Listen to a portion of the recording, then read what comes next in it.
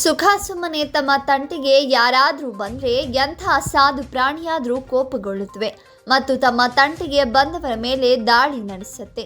ಇದೀಗ ಅಂಥದ್ದೇ ವಿಡಿಯೋ ಒಂದು ವೈರಲ್ ಆಗಿದ್ದು, ತನಗೆ ದೊಣ್ಣೆಯಲ್ಲಿ ಹೊಡೆಯಲು ಬಂದಂಥ ವ್ಯಕ್ತಿಯನ್ನೇ ಹಸುವೊಂದು ಕೊಂಬಿನಿಂದ ತಿವಿದು ಎತ್ತಿ ಬಿಸಾಕಿದೆ.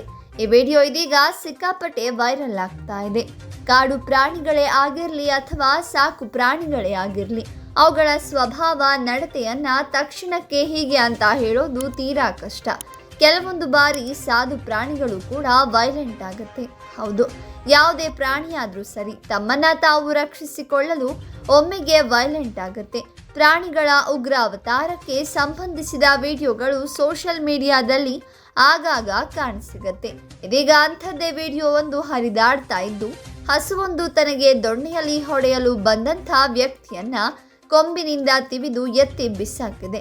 ಈ ದೃಶ್ಯಾವಳಿ ಇದೀಗ ಸಖತ್ ವೈರಲ್ ಆಗ್ತಾ ಇದೆ.